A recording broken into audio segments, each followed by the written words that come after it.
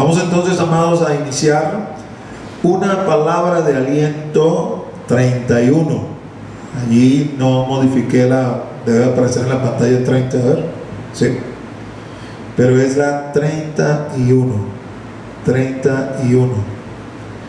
Así que tome nota, semana número 31, desde que inició esta cuarentena, que estamos haciendo la transmisión a través de estos medios electrónicos.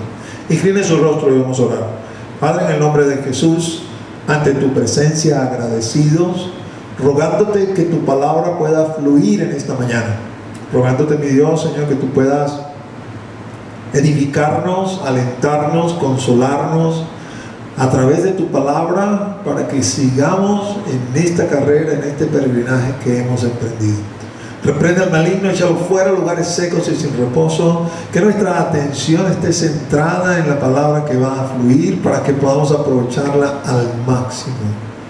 Te damos gracias en el nombre de Jesús. Amén y amén. Quiero leerte el mensaje del Padre.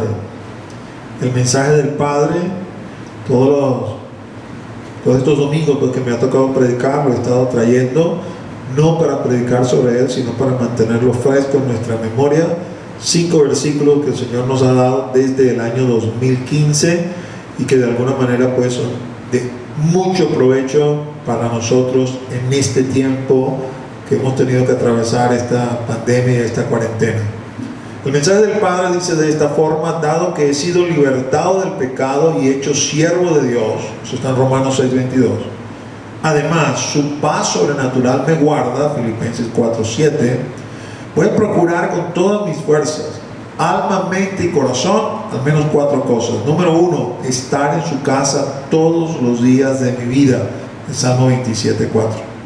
Número 2, ser santo, manteniendo como objetivo principal de mi existencia alcanzar la vida eterna, Romanos 6:22. Número 3, serle agradable a Él, andando como es digno de su nombre, llevando fruto y creciendo en su conocimiento, en conformidad con Colosenses 1:10. Y número 4, ocuparme en la oración con acción de gracias, en lugar de preocuparme por las dificultades de esta vida, según Filipenses 4:6. Así que, amado, tome en cuenta esto. El Señor nos vino hablando del 2015 y es un buen tiempo para poner por obra estas 4 actividades. No vamos a estar ociosos, vamos a estar ocupados y vamos a producir fruto para el reino. En las últimas prédicas he venido reforzando lo que he llamado nuestra identidad en Cristo. Y hemos elaborado una lámina a título recordatorio de lo que estamos hablando. No voy a explicar cada una de las cosas. Las prédicas están montadas en Facebook, Instagram, en YouTube. Puedes buscarlas allí para buscar el fundamento bíblico de lo que esa lámina está mostrando allí. Lo primero de cada una de esas afirmaciones es lo que yo era antes, cuando no le conocía a Él. Pero después de arrepentirme y convertirme, Él produjo un cambio en mí que me dio una nueva condición. Y esa nueva condición trae un beneficio consigo. Antes yo era esclavo del pecado, mas ahora soy siervo de Dios. Y en mi condición de siervo le pertenezco a Él. Antes yo era amigo del mundo, lo cual obviamente me constituía en enemigo de Dios. Pero ahora soy amigo de Dios. Y en mi condición de ser amigo de Dios, conozco sus planes. Antes era hijo de ira, reservado para condenación. Pero luego de arrepentirme, de conocerle, de convertirme, bautizarme, creer y permanecer en Él, soy un hijo de Dios.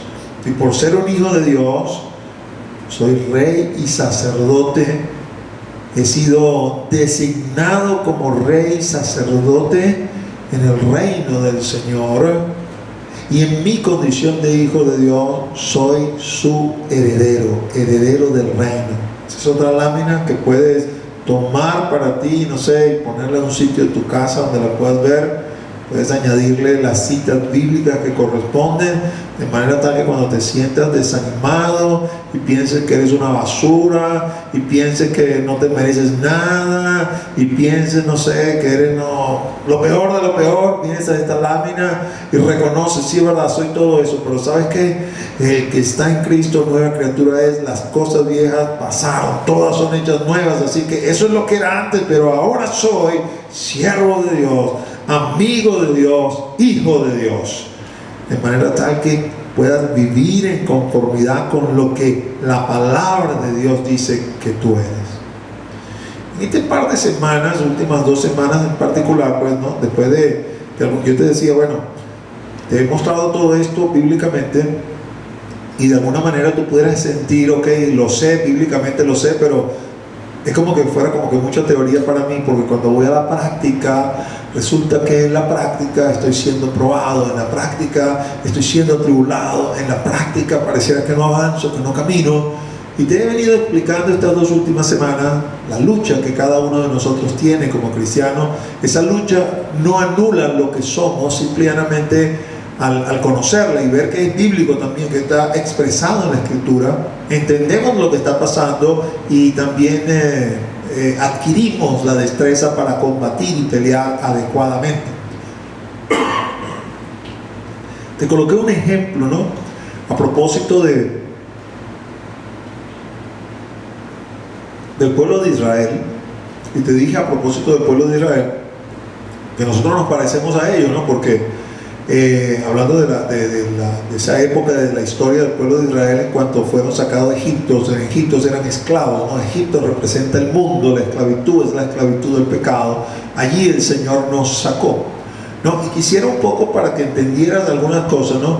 Porque no voy a como que a profundizar sobre eso, pero quiero que sepas, ¿no? 1 Corintios capítulo 10, el Señor habla que estas cosas quedaron escritas, ¿no? A propósito del Éxodo, todo lo que tiene que ver con el Antiguo Testamento, pues no crees tú que eso quedó escrito para que nosotros conozcamos la historia de Israel, no, eso quedó escrito para edificarnos, para mostrarnos cómo Dios ha venido tratando con la humanidad y cómo de alguna manera a través del pueblo de Israel para presentarnos a Jesús, ¿no?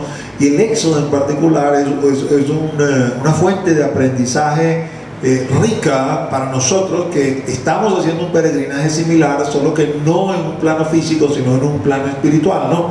Entonces hay ciertas cosas que a veces nos ayudan a entender, ¿no? Y voy a mostrarte en un mapa que va a aparecer ahí en pantalla, para que más o menos tengas un poco la idea de lo que sucedió en ese entonces. Tú lees la Escritura, y si no eres quizás curioso para buscar en un mapa, déjame ubicarme geográficamente para ver cómo es la cosa. Quizás te pierdes, ¿no? Y comienzas a pensar o a cavilar, bueno, ¿qué tan lejos está Egipto de Israel, que tuvieron que vagar 40 años en el desierto, ¿no? Aunque de seguro si leíste el libro de Números, sabes que en realidad esos 40 años fueron fruto de un castigo por la desobediencia, por la incredulidad, no porque la distancia ameritara 40 años de estar caminando.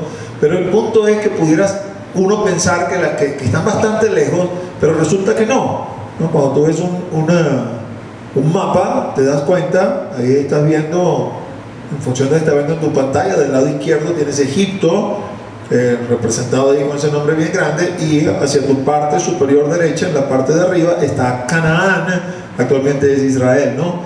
Y como puedes observar, no es demasiada la distancia. De hecho, vamos a darle un clic ahí a la lámina para que aparezca eso que usted está viendo allí en esa flecha roja.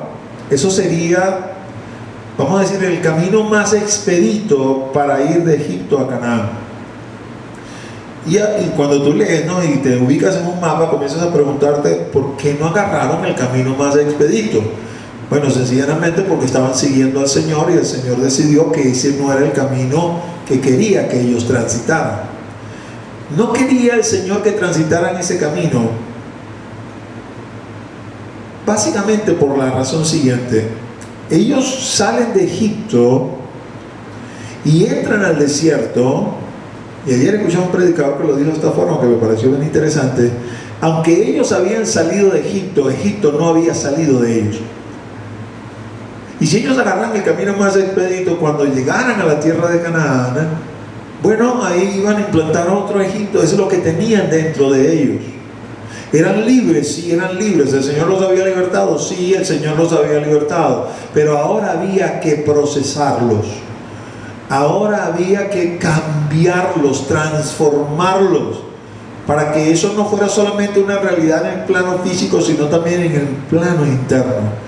Y muchas veces a nosotros nos pasa algo como eso. Hemos salido del mundo porque el Señor nos ha libertado del pecado, y de alguna manera pues somos libres del mundo, no salimos de Egipto, pero el mundo, el pecado no termina de salir de nosotros. Y entonces el Señor tiene que meternos en el desierto. La vía que escogió el Señor es la que va a aparecer a continuación. Dale otro clic. Allí donde está viendo esa flecha gris, los llevó al desierto. Fíjese, los lleva hacia el sur. Alguien pudiera decirle a Moisés: Moisés, ¿qué te pasa? Estamos caminando en la dirección contraria, hay que caminar hacia arriba, vamos a ponerlo en esos términos, y estamos caminando hacia abajo. Hay que caminar hacia el norte y estamos caminando hacia el sur. Pero Moisés no iba guiando al pueblo. Una nube iba delante del pueblo que le iba guiando y le iba marcando la dirección. Fíjense que el trayecto cruza uno de los brazos del Mar Rojo. Esas dos masas de agua azules que usted ve en la parte de abajo, ese es el Mar Rojo.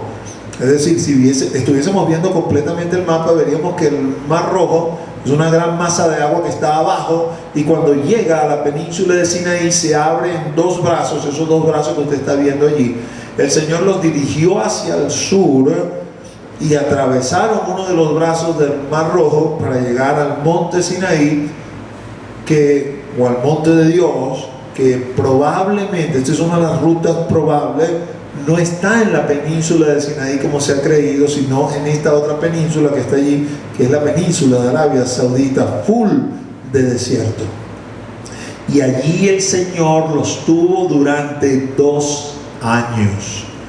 Los sacó de la tierra de Egipto y los llevó hacia el sur, a pesar de que le digo: vamos a la tierra que le prometí a Abraham, el padre de ustedes, pero esa tierra queda hacia arriba, pero no nos vamos todavía, primero vamos al sur.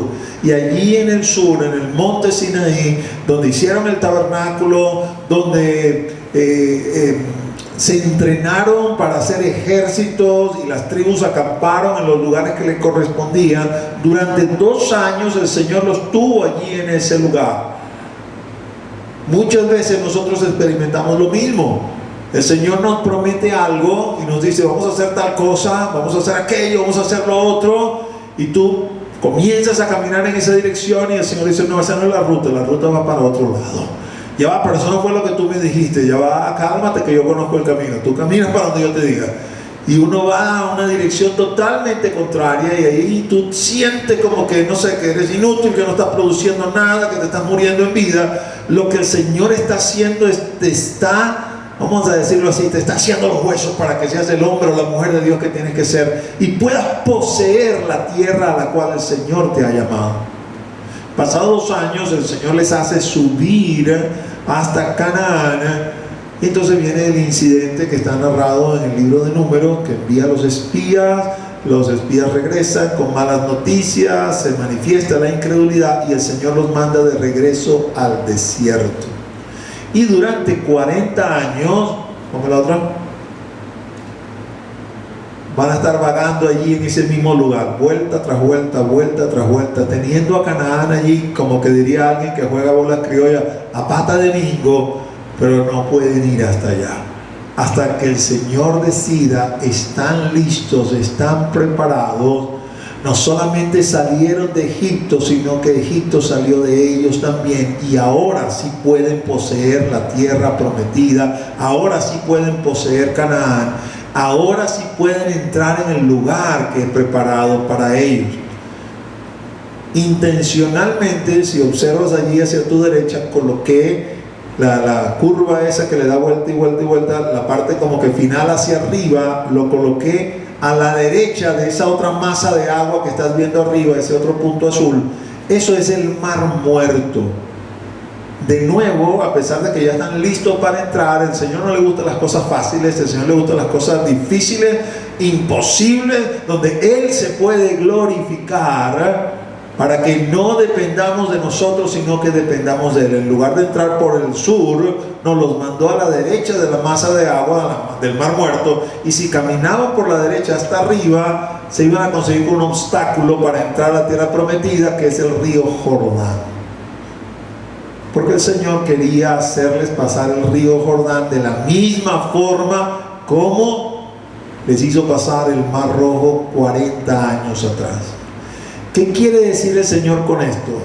Que esta carrera no se termina hasta que no lleguemos a la meta. Y aun cuando estemos ya a tirito de entrar, habrá todavía obstáculos que vencer hasta que finalmente entremos y digamos: hemos poseído la tierra, estamos en el lugar donde Dios quiere que nosotros estemos.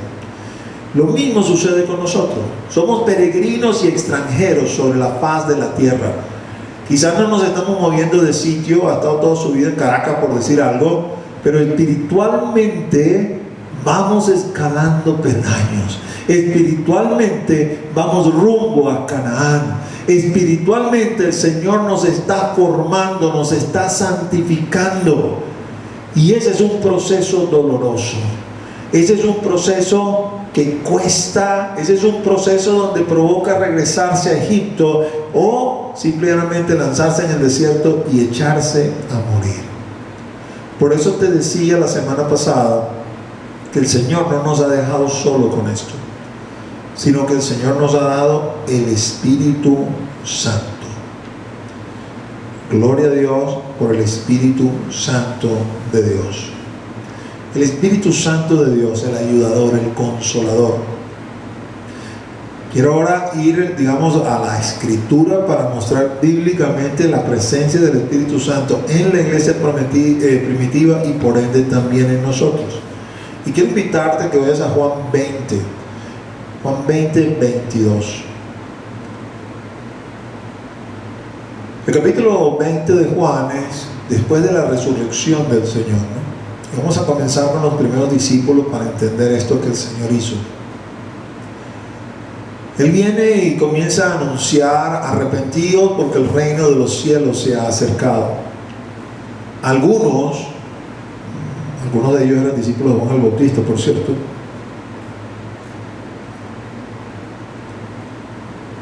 Y después se convirtieron en discípulos de Jesucristo. Escucharon este mensaje, escucharon la palabra de Juan el Bautista que decía: este es el Cordero de Dios que quita pecado del mundo, y decidieron seguir a Jesús.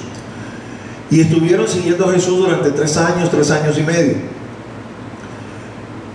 escuchando el mensaje del reino, escuchando las parábolas donde el Señor describía los principios del reino. Y a un determinado punto el Señor muere en la cruz, y este grupo de discípulos piensa que, bueno, que se equivocaron, pues, ¿no? Que cifraron sus esperanzas en un hombre que pensaron que era el Mesías, y resultó ser uno de los tantos, al menos aparentemente ese viernes, resultó ser como uno de los tantos que habían aparecido antes y que luego siguieron apareciendo, por cierto, proclamándose como Mesías, pero finalmente terminaron muertos. Esto cambió radicalmente ese domingo. Ese domingo que comenzó a correrse la noticia de que Jesús había resucitado, los discípulos estaban entre entusiasmados y asustados. Habían comprobado que no estaba en la tumba, pero no sabían exactamente qué era lo que había sucedido. Se lo robaron el cuerpo, los soldados romanos se dieron a la fuga. Wow, había toda una serie de intrigas o de interrogantes, más bien, que no sabían cómo resolver. Así que esa noche de ese primer día de la semana, ya de noche, pues, desde la usanza judaica, ya para ellos era el segundo día, pues, ¿no? El Señor resucitó el día domingo al caer las 6 de la tarde de ese día domingo. Para el judío ya comienza el lunes, para nosotros comienza a medianoche, pero para ellos comienza tipo 6 de la tarde. Estaban esa noche allí reunidos, hablando entre ellos a puertas cerradas, temerosos, cuando el Señor hizo acto de presencia y se paró en medio de ellos y les dijo: Shalom. Shalom es mucho más allá que paz, es mucho más allá que un hola. Shalom es Dios está en control, todo está bien, mis mejores deseos. Así que cuando el Señor los saludó y lo vieron y entendieron que era Él, bueno, lo primero que va a relatar usted lo puede leer completo del versículo 20, lo que era de esperarse, ¿no? El jolgorio y la fiesta. Vieron al Señor y se contentaron, estaba vivo, venció la muerte, definitivamente es el Mesías. Y saltaron y brincaron y se besaron y se abrazaron, no había coronavirus, gloria a Dios, y allí estaban gozándose con el Señor. Y el Señor los dejó que se gozaran. Y esa noche el Señor se acercó a ellos e hizo lo siguiente. Y habiendo dicho esto, sopló y les dijo: recibid el Espíritu Santo. Literalmente, Jesús, el Hijo de Dios, el Verbo, el Rey de Reyes y Señor de Señores, se paró frente a sus discípulos y sopló. Es la segunda vez que Dios sopla sobre el hombre. La primera en el jardín del Edén, en la creación, y ahora, luego de la resurrección, sobre sus discípulos sopla y les dice: recibid el Espíritu Santo. Y en ese mismo instante, en ese mismo momento, fueron transformados, nacieron de nuevo del agua del Espíritu, fueron hechos aptos para entrar y ver el reino de Dios. Ese nuevo nacimiento de Juan 3, del cual el Señor le dijo a Nicodemo: si no naces del agua y del Espíritu, no puedes ver el reino de Dios, no puedes entrar al reino de Dios. En este momento los discípulos que iban a comenzar una tarea, que iban a comenzar a transitar el desierto, lo primero que el Señor hace es impartirles el Espíritu Santo. Nacen de nuevo, están preparados para caminar en el desierto todo el tiempo de su peregrinaje hasta que entren en la tierra prometida. Todavía no entienden muchas cosas, todavía prácticamente no saben nada de nada, pero entienden algo nuevo está pasando.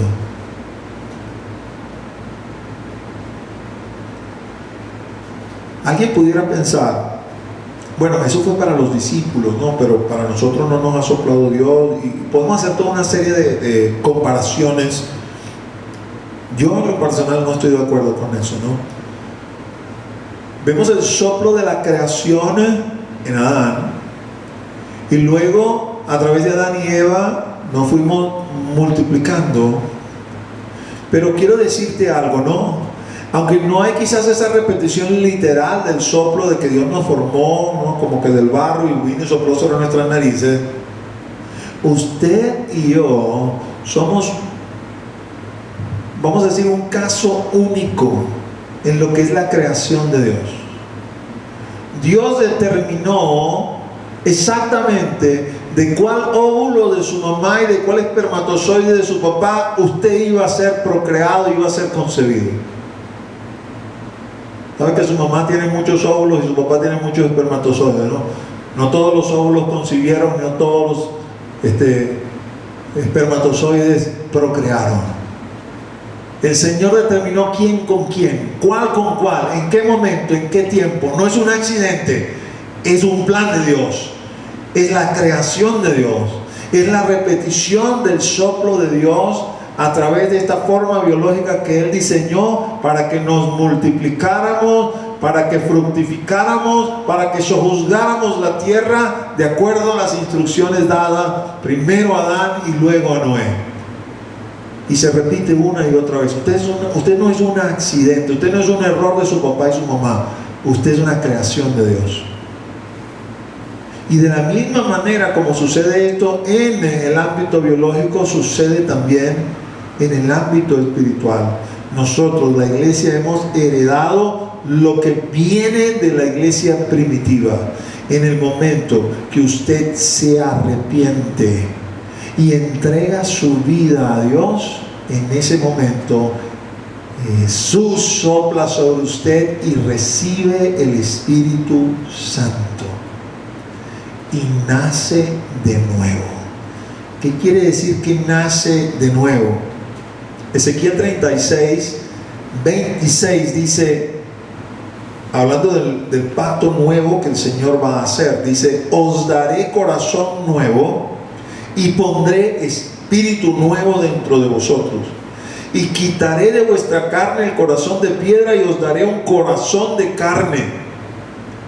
Quiere decir que cuando sopla el Espíritu Santo sobre nosotros, el Espíritu Santo nos renueva de adentro hacia afuera y coloca en nosotros un corazón nuevo y un espíritu nuevo. Es decir, nuestra alma y nuestro espíritu son regenerados, vueltos a crear por el poder de Dios. Fíjense que dice: y quitaré de vuestra carne el corazón de piedra y os daré un corazón de carne. Es decir, mi espíritu viejo, que estaba muerto, separado, acuérdense que muerte significa separado, estaba separado de Dios, no podía tener comunión con Dios.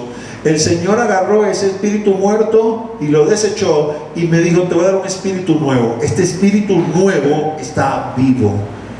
Vivo quiere decir está habilitado para tener comunión con el Padre a través de la fe en Jesucristo. Y el corazón viejo, que es un corazón de piedra endurecido, dice: lo voy a quitar. No voy a venir a hacerle una refacción o una remodelación al corazón viejo. El corazón viejo no sirve, hay que desecharlo, hay que crucificarlo, porque te voy a dar un corazón nuevo. Este corazón nuevo piensa como yo, siente como yo y está en la capacidad de actuar como yo, como Cristo me refiero. Es decir, somos hechos una nueva creación. En el mismo instante en que creímos, entendiendo por creer, no hacer una oración de fe, entendiendo por creer que te arrepentiste, que entendiste que eras un pecador y viniste a la cruz del Calvario para que la sangre preciosa del Salvador limpiara cada uno de tus pecados. En ese momento el Espíritu de Dios vino sobre ti y te hizo una nueva criatura. En ese momento salimos de Egipto y entramos al desierto. En ese momento atravesamos el Mar Rojo y dejamos atrás a nuestros perseguidores que querían hacernos volver para mantenernos en esclavitud. Y en ese momento somos llevados al monte Sinaí con el propósito de conocerle. Y quizás tú puedes decirle: pero ya, no que iba para el cielo, no que iba para la tierra prometida. Y el Señor va a decir: claro que vas para allá, pero primero hay que prepararte para eso. Primero hay que moldearte para eso. Y eso se hace en el desierto. En el desierto somos tentados, en el desierto somos probados, en el desierto somos edificados. En el desierto tenemos el encuentro con el monte Sinaí. En el monte Sinaí Dios desciende del cielo, imparte su temor en nuestros corazones. Y quizás, como el pueblo de Israel, le decimos a Moisés: que hable Él contigo y tú hablas con nosotros, porque nos da miedo que Él hable directamente con nosotros. Y aunque ese no es el deber ser en la iglesia, cada uno de nosotros tiene que establecer su propia relación personal con Jesús. Pero es en el desierto, o al desierto, donde Él nos lleva y donde nos va a edificar. Y como les decía, este versículo se lo leí la semana pasada, es la continuación, Ezequiel 36, 27. Él no nos va a dejar solos, no nos dice, mira, te puso un espíritu nuevo y un corazón nuevo, échale pierna en el desierto. No, dice, y pondré dentro de vosotros, versículo 27, y pondré dentro de vosotros mi espíritu y haré que andéis en mis estatutos y guardéis mis preceptos y los pongáis por obra. Es decir, no es vete al desierto, es vamos al desierto. No vas solo, hijo, no vas sola, hija, yo voy contigo. Y en la medida que aprendas a relacionarte conmigo y descansar en mí, vas a experimentar mi poder. Porque sí, tú vas a parecer como el que estás luchando, porque finalmente la gente a mí no me ve, y de alguna manera te van a dar créditos a ti, pero tú sabes que no te pertenecen, son míos, porque no estás luchando con tus fuerzas, sino con las fuerzas mías. Y en las fuerzas mías estás cosechando victoria. Pero válgame que cada batalla que libramos es real. Es decir, no son batallas de mentira, no son cosas de comiquitas, son reales.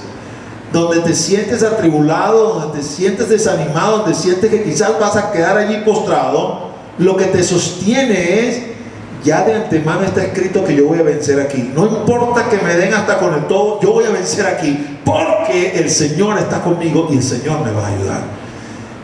Entonces uno aguanta la pena, vamos a decirlo así de esa forma, porque sabe que el Señor me va a conducir.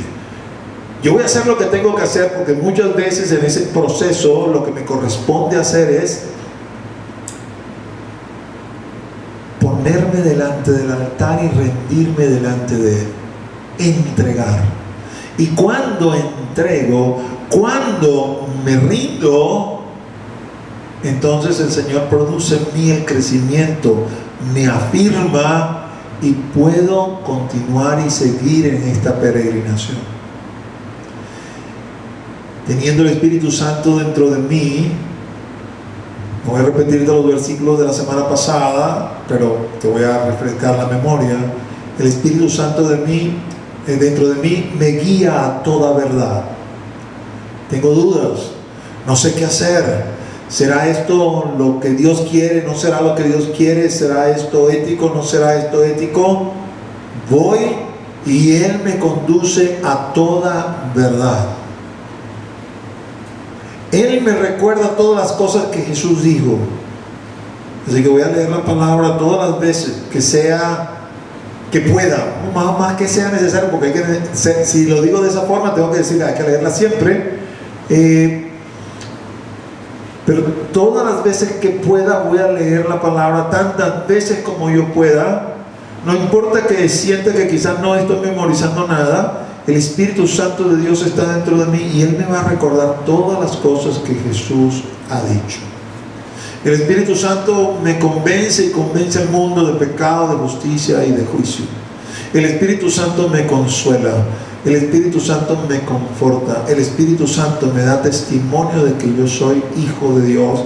El Espíritu Santo es las arras, la garantía de que todas las cosas que Él dijo y prometió son ciertas y son verdad, y las vamos a ver cumplidas en realidad. Esta primera parte, este nuevo nacimiento, este ser regenerado, me habilita como sacerdote santo. ¿Se recuerdan? Hace 3 o 4 prédicas hablamos del sacerdocio. Y les dije, somos sacerdocio santo y somos sacerdocio real. En el sacerdocio santo, por tomar las palabras que usa Pedro en su primera epístola en el capítulo 2, es cuando nos estamos relacionando directamente con Dios. Y en ese sacerdocio santo, Él dice, estamos habilitados de parte de Dios para presentar sacrificios espirituales aceptables a Él. Es decir, es el momento en que vengo al altar, es el momento que traigo mi oración, traigo mi ayuno, traigo mi ofrenda, traigo mi obediencia. Es el momento en que me dedico a estudiar la palabra y a meterme en la palabra, en mi intimidad con Dios, donde mi ser interior va creciendo y se va haciendo cada vez más parecido a Él. Es el proceso de irme santificando Porque, que también se hace a través del Espíritu Santo, por cierto, pero son las dos cosas que el Señor espera. Te he salvado, pero también quiero que seas santo, apartado para mí, apartado del pecado y apartado para mí. Sin embargo, la obra del Espíritu Santo va todavía más allá. Y fíjense, siguiendo en la misma línea de la iglesia primitiva, cuando nos movemos al libro de Hechos, Hechos está justo después de Juan. Juan es el cuarto evangelio. Nos vamos a conseguir con esta perla que está aquí. Hechos 1. Versículos 4 y 5 dice: y estando juntos, les mandó que no se fueran de Jerusalén, sino que esperasen la promesa del Padre, la cual les dijo: oísteis de mí. Porque Juan ciertamente bautizó con agua, mas vosotros seréis bautizados con el Espíritu Santo dentro de no muchos días. Y luego en el versículo 8 dice, en este mismo discurso: pero recibiréis poder cuando haya venido sobre vosotros el Espíritu Santo, y me seréis testigos en Jerusalén, en toda Judea, en Samaria y hasta lo último de la tierra. No solamente el Señor sopló sobre ellos el día que resucitó, sino que 40 días después, porque el Señor estuvo apareciendo y desapareciendo ahí durante 40 días, 40 días después, el día de la ascensión, el día que fue tomado al cielo, el Señor comienza a decirles esto: no se vayan de Jerusalén, esperen la promesa del Padre, la cual escucharon de mí.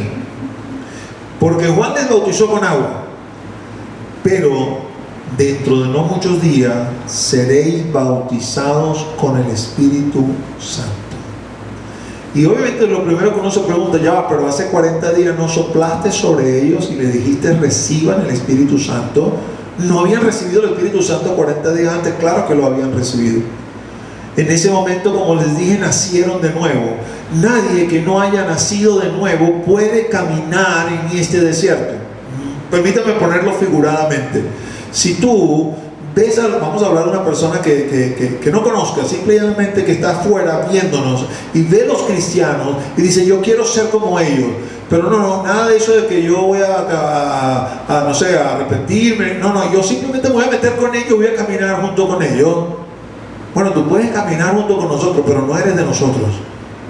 Para ser de nosotros tienes que nacer de nuevo, y para nacer de nuevo tienes que arrepentirte, y tienes que convertirte, y tienes que bautizarte, y tienes que creer, y tienes que perseverar, porque si no, no eres de nosotros. Es la única forma que seas realmente parte de la iglesia, y eso solamente se hace con el Espíritu Santo de Dios. Entonces sí, 40 días antes recibieron el Espíritu Santo de Dios, y recibiendo el Espíritu Santo de Dios fueron regenerados, fueron hechos una nueva criatura, nacieron de nuevo, habilitados para el sacerdocio santo en nuestra relación con Dios de cara a Dios. Pero eso no es lo único que el Señor pretende de nosotros, porque esto no es algo ni individual, ¿no? Como que cada uno puede separarse y hacerlo de su cuenta, y mucho menos algo que no sea, vamos a decir, comunitario, de comunidad. Así como me alcanzaron a mí, Dios pretende alcanzar a otros. Así que el Señor tenía en mente un trabajo, vamos a decir, hacia adentro, pero un trabajo también hacia afuera, de alcanzar a otros. Así que 40 días después les dice: no se vayan a ir de Jerusalén. Y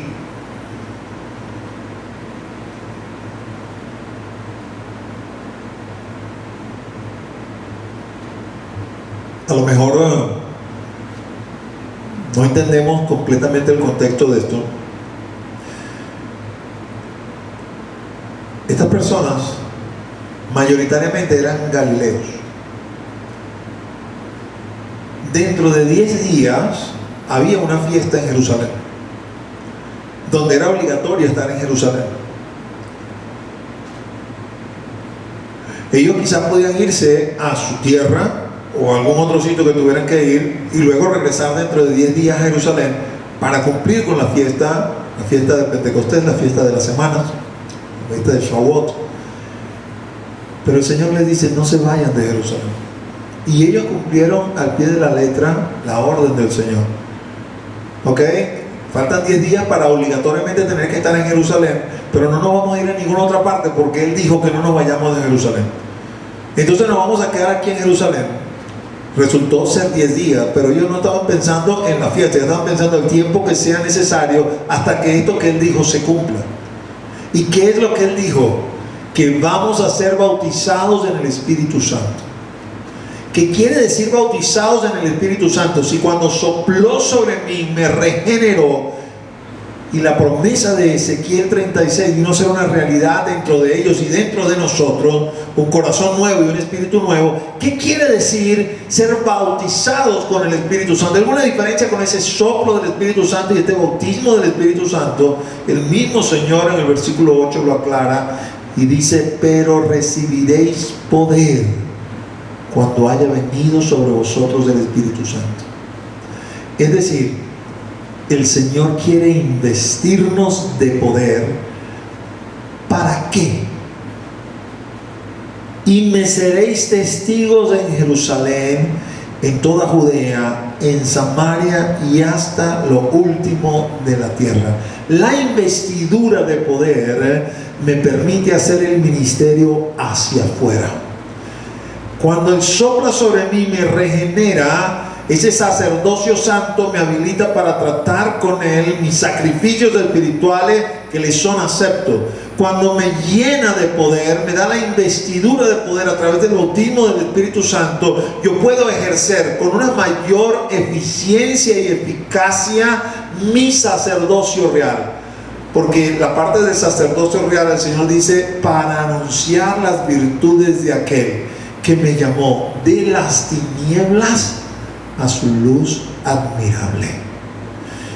Y ciertamente poder significa poder. Así que lo primero que vamos a entender por poder, o lo que quizás no va a venir primero a la mente: vamos a echar fuera demonios, vamos a levantar muertos, vamos a sanar enfermos, los ciegos van a recibir la vista, los sordos van a escuchar, los mancos van a tener nuevas extremidades, los cojos van a saltar, porque eso es lo que dice la Escritura, y ese es el deber ser de la iglesia hoy en día.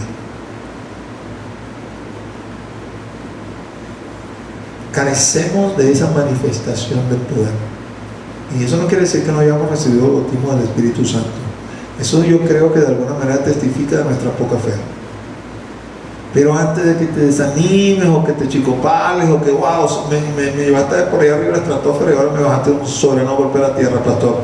No, quiero decirte algo, porque una de las cosas que este bautismo del Espíritu Santo trae sobre nosotros es una palabra con denuedo.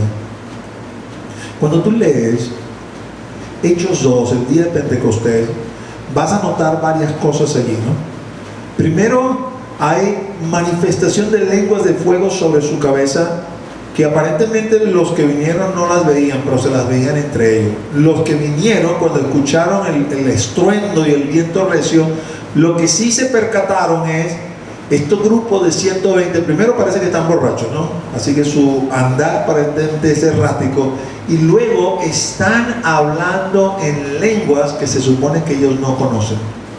Eran lenguas humanas, lenguas con sentido, es decir, no todo el mundo entendía todo lo que todo el mundo hablaba, pero el que era los de media entendía la lengua de media que estaban hablando, el que venía, no sé, de otro lugar entendía porque estaban magnificando a Dios. Ellos se asombraban y decían: estos son galileos. Es decir, si son galileos, ¿qué saben hablar esta gente? Saben hablar arameo, probablemente sepan hablar hebreo, y si son más cultos, probablemente hablen griego, hablen latín, pero no van a hablar la lengua de la que yo vengo, de la que yo conozco. Y sin embargo aquí están glorificando el nombre de Dios. Hubo una manifestación visible del poder de Dios cuando estos hombres hablaban, hombres y mujeres que estaban ahí, estaban hablando en una lengua que ellos no conocían, que no habían aprendido, pero estaban magnificando al Señor. Y mientras esta gente que venía veía y se preguntaba a sí mismo: ¿qué está pasando aquí?, la primera manifestación de poder hacia este grupo de personas que venían a ver qué estaba pasando allí, se hizo manifiesta por la boca de Pedro y de los 11. Porque dice, y Pedro, poniéndose de pie con los 11, comenzó a hablar con poder. No palabra de hombre, sino palabra de Dios. Palabra que venía del cielo, que no taladraba la mente de los hombres, sino que iba más adentro. Era como una espada de doble filo, porque así es la palabra, que entra hasta lo profundo del corazón del hombre y discierne sus intenciones. Y usted lee el magistral discurso de Pedro en Hechos capítulo 2 y su resultado. Porque estos hombres, siendo acusados de la muerte de Jesús, en lugar de ofenderse, se compungían y a cierto punto le dijeron a Pedro: ¿qué haremos, varones hermanos? Que cuando Pedro les da esa primera perla del Evangelio: arrepentíos y bautizados. Es lo que le dice Pedro que ellos tienen que hacer. Y ese mismo día 3,000 personas bajaron a las aguas, se anexaron a la iglesia, se bautizaron y fueron parte del cuerpo de Cristo. Esta llenura de poder me habilita para yo predicar o testificar con denuedo y con valentía. No medroso ni pusilánime, sino con valentía, hablando a tiempo y fuera de tiempo, una palabra que viene de arriba, no para convencer, porque no es palabra mía de verbo humano, sino de Dios, para convertir a quien está escuchando.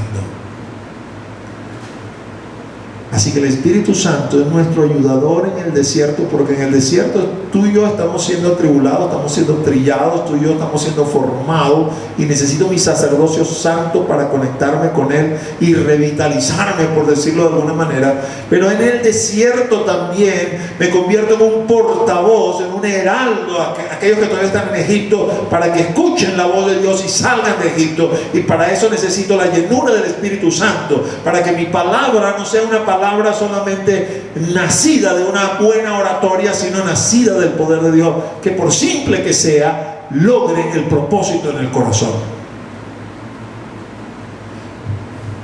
Me impresiona el testimonio del pastor Harper. No lo conocía, lo conocí esta semana, ¿no?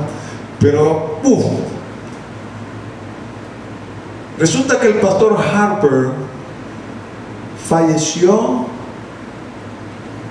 en el hundimiento del Titanic. Tenía 39 años. Este hombre de Dios comenzó a tener una cierta fama, una cierta notoriedad en Inglaterra. Él era de Inglaterra, donde Dios lo comenzó a usar a temprana edad. Y estaba pastoreando una iglesia. Estamos hablando del año 1912. En los Estados Unidos, el ministerio de Dwight L. Moody era un ministerio ya consagrado y establecido, y habían sabido de este pastor Harper y lo habían ya invitado una vez a América para que predicara, y estaba asistiendo a su segunda invitación. En esta oportunidad aprovechó la inauguración, se montó en el Titanic con su hija, una niña pequeña, él era viudo, y con su hermana. Así que esa noche, cuando sucedió la tragedia del Titanic, su hermana y la hija lograron abordar un bote salvavidas, pero él no.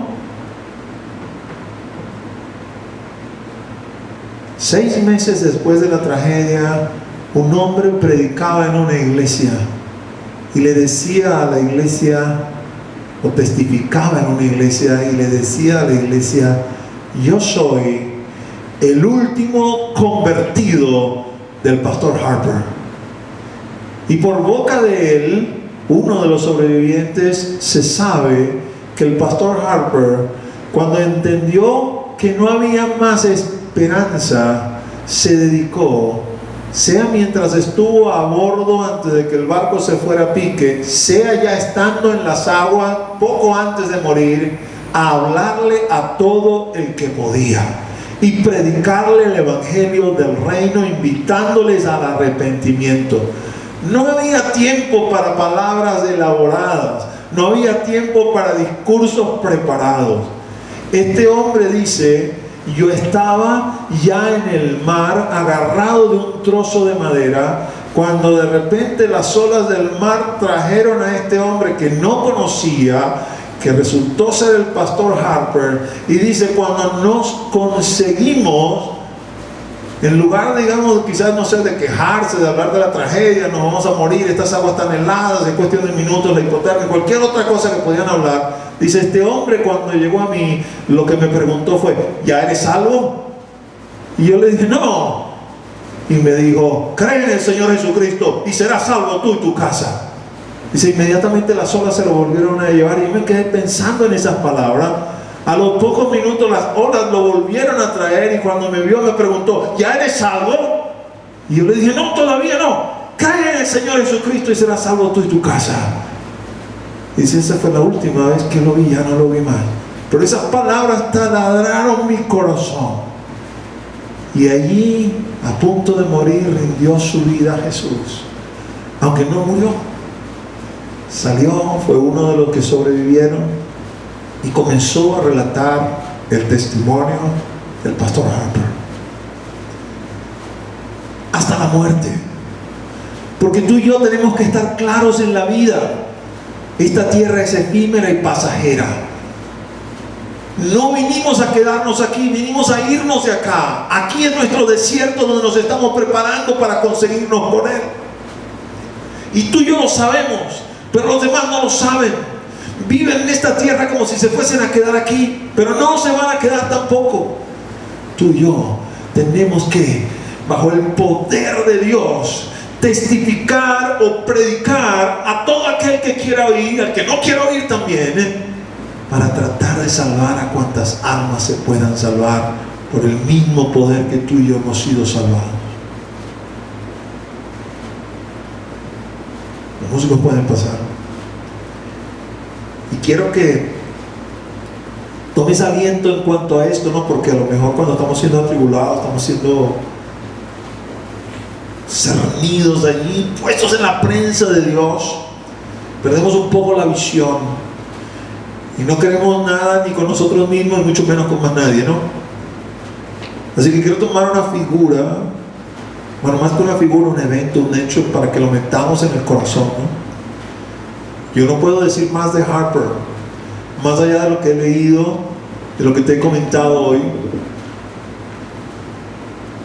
pero creo seguramente que este hombre tenía en mente: ya me voy a conseguir con Él,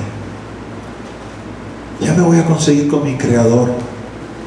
Llegó el día de mi graduación. Yo no sé cómo tú asumes tu vida, ¿no? Pero yo asumo mi vida como que estoy en la universidad todavía y no me he graduado. Entonces, si no me he graduado, tengo que poner todo mi empeño, ¿no? En mis tareas, en mis exámenes, en mis proyectos, en la tesis, en todo, porque si no lo hago, no me voy a graduar. El día de mi graduación es el día que me vaya con Él. Así que estudio, hago tareas, me preparo, me esfuerzo para ese día de mi graduación, para que todos mis requisitos académicos estén logrados y solamente esté a tiro de acto de grado. Harper supo: hoy me graduó, hoy lo veo, pero todavía estoy aquí, todavía no me he graduado, así que mientras esté aquí voy a hablarles a todo el que pueda, a todo el que me quiera escuchar. Quizás algunos lo rechazaron diciendo: pensé que me venías a decir cómo me ponías a la vida, no esa patraña que me vas a hablar. Pero otros, como ese que estaba a punto de ahogarse, ya allí en esas aguas del norte del Atlántico, sumamente frías, a punto de muerte, a punto de morir, no ahogado, congelado, le escuchó. Y yo puedo imaginarme, solo imaginarme, que quizás Harper pudiera tener en la mente un pasaje como este. Apocalipsis 19, versículos 7 y 9. 7 al 9.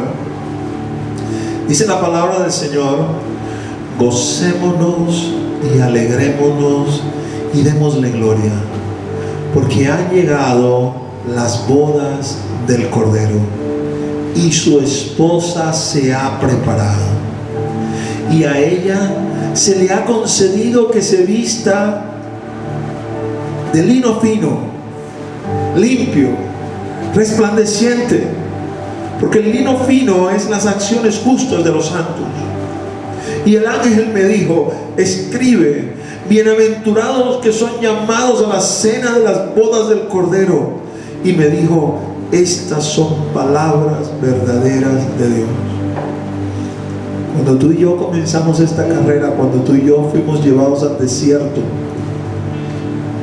con todos los papeles que nos entregaron, vamos a decir así, nos entregaron una invitación y nos dijeron: usted es invitado de honor al evento más grande y trascendental de toda la creación, la boda del Cordero.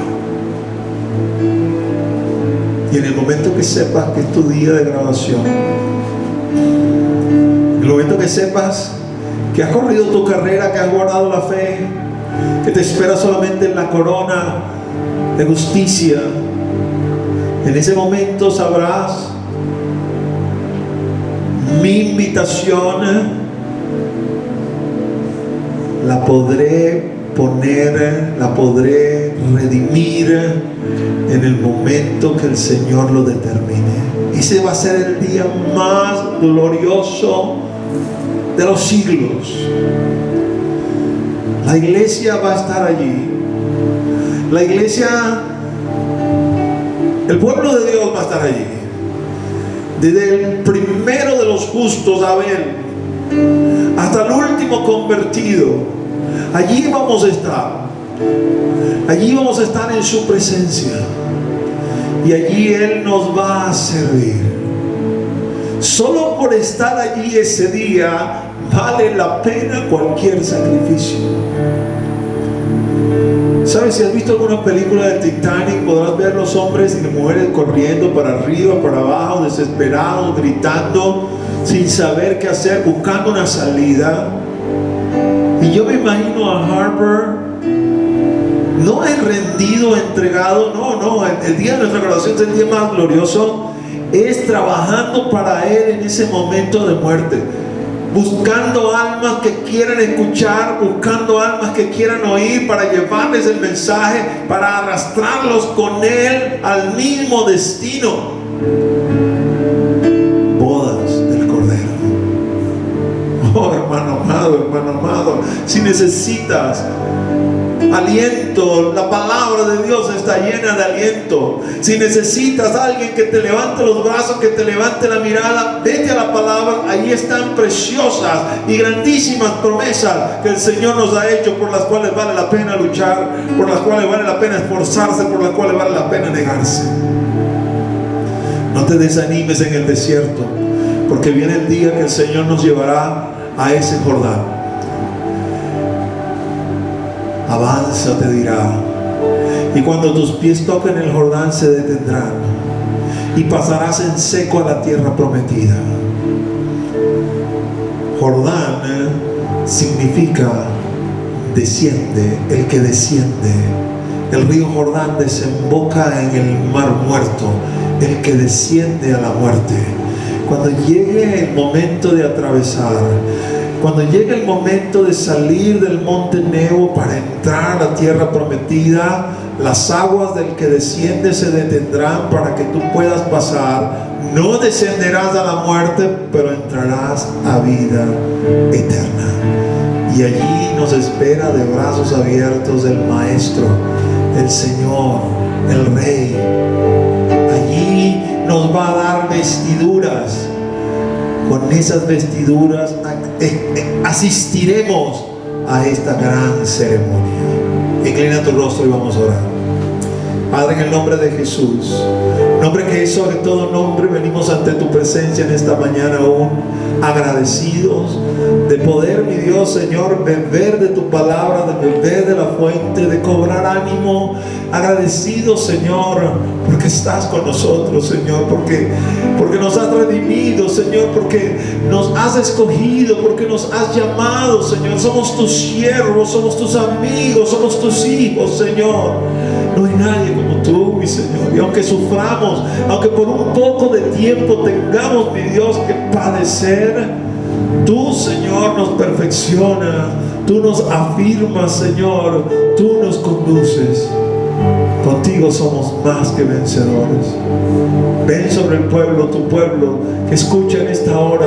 Anímalo, aliéntalo, empújalo, Señor. Dale propósito de vida, Señor. No hay otro propósito sino tú y solo tú, Señor. Ponte de pie, amado hermano, y vamos a tener un tiempo para adorarle todos juntos antes de cerrar este servicio. Allí donde estás, cierra tus ojos y vamos a cantarle a Él. Aleluya.